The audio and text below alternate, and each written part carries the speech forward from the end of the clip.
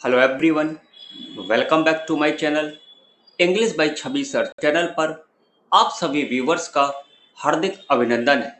तो दोस्तों, आज के वीडियो में मैं डिस्कस करने जा रहा हूं बुंदेलखंड यूनिवर्सिटी झांसी के एमए फोर्थ सेमेस्टर का इंग्लिश लिटरेचर का सिलेबस।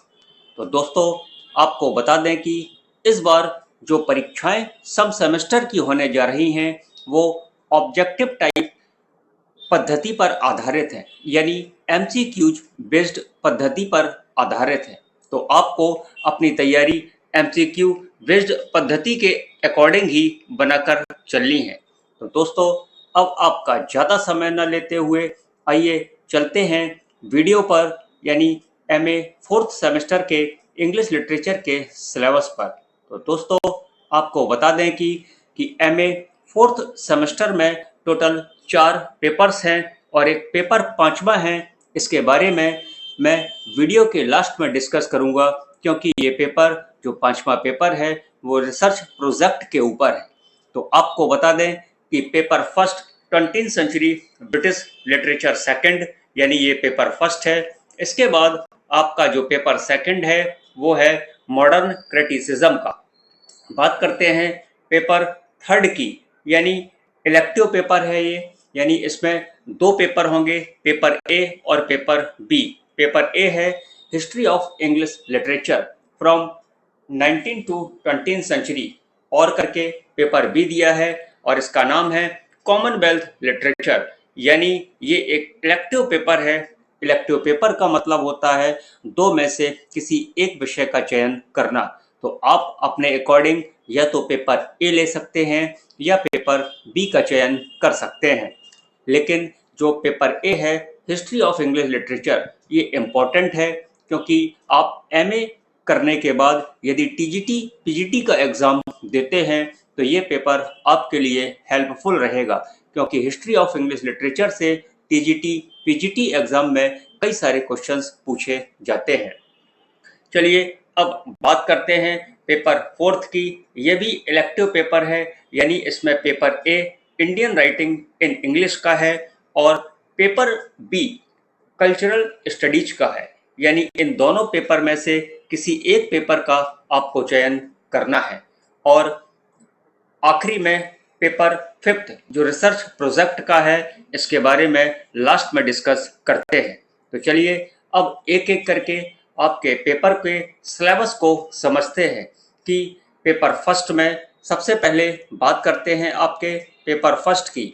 और पेपर फर्स्ट का जो नाम है वो है आपका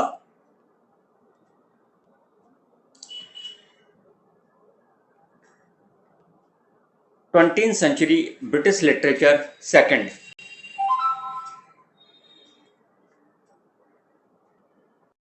तो 20th century British literature second में जो आपकी यूनिट फर्स्ट है वो है डिटेल स्टडी।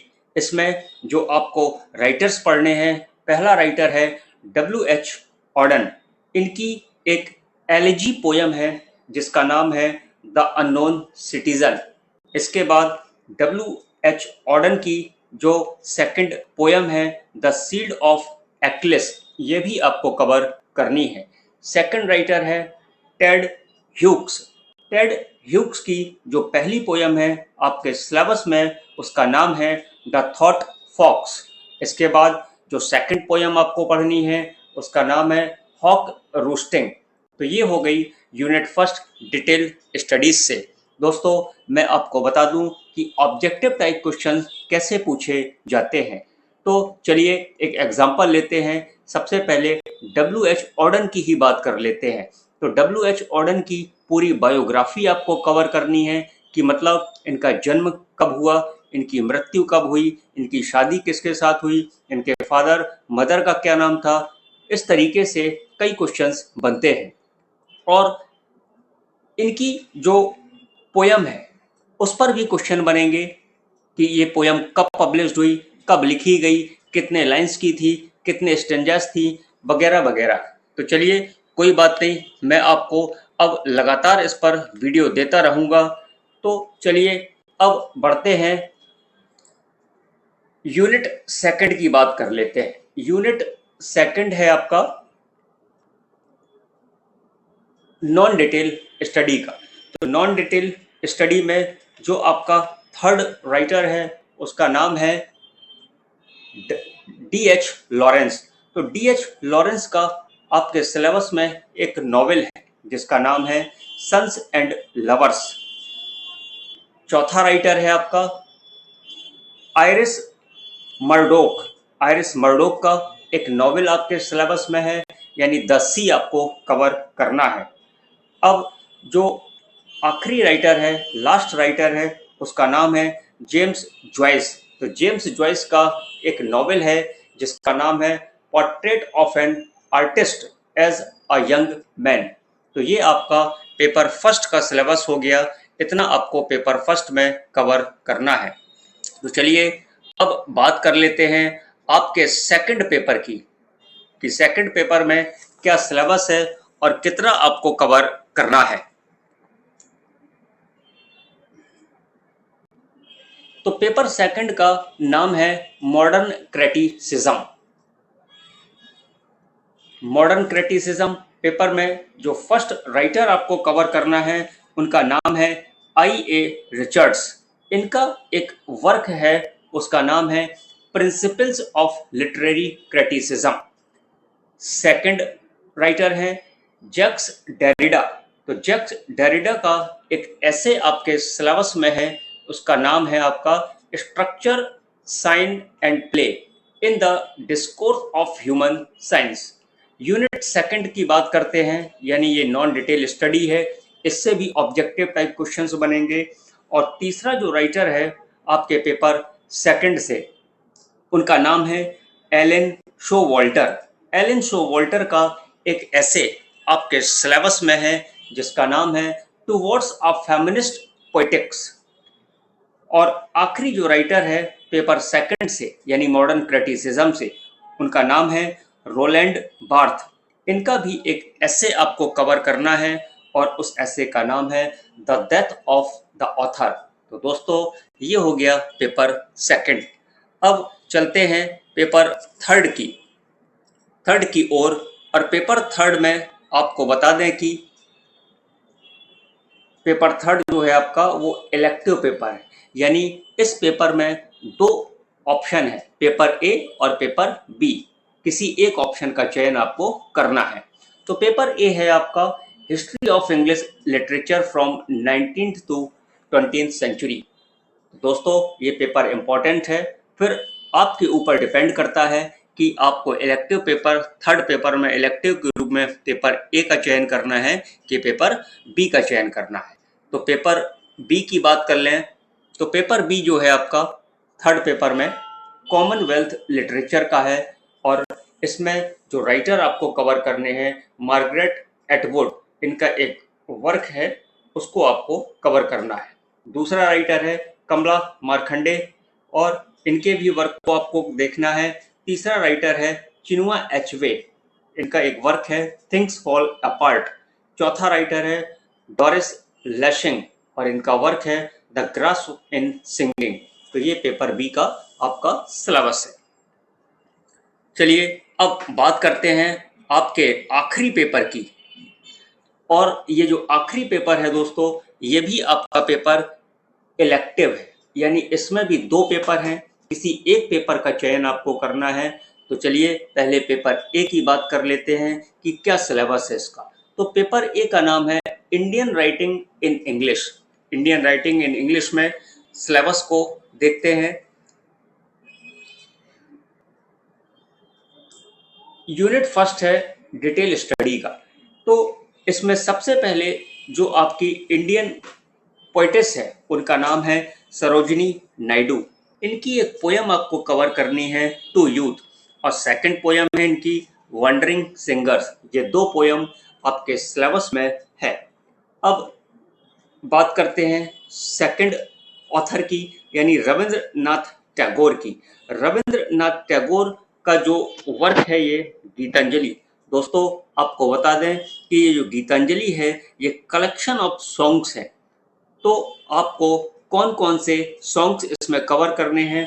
पहला है first, song first song second. अब इसके बाद बात करते हैं सॉन्ग 11। नेक्स्ट है सॉन्ग नंबर 36। नेक्स्ट है सॉन्ग नंबर 38। नेक्स्ट है सॉन्ग नंबर 50 और आखिरी में है सॉन्ग नंबर 67। तो ये आपको गीतांजलि में कवर करने हैं। अब बात करते हैं थर्ड ऑथर की, जिनका नाम है ग्रीस कर्नाड, और इनका जो प्ले है उसका नाम है फायर एंड द रेन। तो ये हो गया यूनिट फर्स्ट से। अब बात कर लेते हैं आपके यूनिट सेकंड की, यानी नॉन डिटेल स्टडी की। तो नॉन डिटेल स्टडी में जो फोर्थ नंबर के राइटर हैं उनका नाम है आर के नारायण। आर के नारायण का एक नॉवल आपके सिलेबस में है और उस नॉवल का नाम है द गाइड।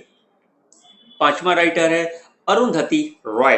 अरुंधति रॉय का एक नॉवेल आपको कवर करना है the God of small things. और आखिरी में अनीता देसाई। अनीता देसाई का एक नॉवेल है फायर ऑन द माउंटेन। तो दोस्तों इतना आपको कवर करना है आपके पेपर फोर्थ में। तो ये भी इलेक्टिव पेपर है। Paper A Indian writing in English का, और पेपर बी की बात कर लेते हैं तो पेपर बी में है आपका कल्चरल स्टडीज। तो पेपर ए या पेपर बी में से किसी एक पेपर का चयन आपको करना है। और इसका जो सिलेबस है, ई बॉल्डविन का एक वर्क है इंट्रोड्यूसिंग कल्चरल स्टडीज का, और निसीम एचकील की गुरु और नाइट ऑफ स्कॉर्पियन कवर करना है, और के एन दारूवाला की मिग्रेशन, और इसके बाद द डेथ ऑफ एक्सटिंक्शन, ये वर्क आपको कवर करना है। इसमें यूनिट थर्ड है आपका नॉवेल का, तो इसको भी देख लेते हैं। अनीता देसाई का वर्क है फास्टिंग यानी फीस्टिंग, और हबीब तनवीर का यूनिट फोर्थ में जो ड्रामा है उसका नाम है आगरा बाजार, और यूनिट फिफ्थ सिनेमा से है यानी दीपा मेहता का है वाटर 2005। तो ये आपका पेपर बी हो गया, यानी पेपर बी हो गया आपका कल्चरल स्टडीज का। दोस्तों फिर से बता रहा हूँ कि इलेक्टिव पेपर है ये फोर्थ पेपर, इसमें भी दो पेपर हैं, किसी एक पेपर का चयन करना है आपको। जो भी पेपर का चयन करेंगे आप, तो उसी का पार्ट आपको सॉल्व करना पड़ेगा।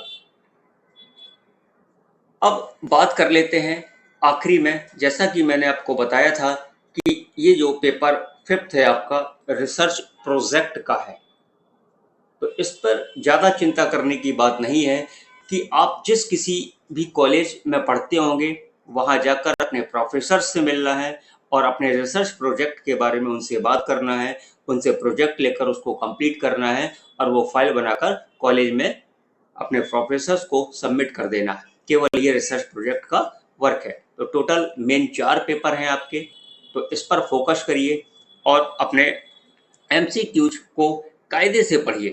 तो दोस्तों ये था video paper MA fourth semester का।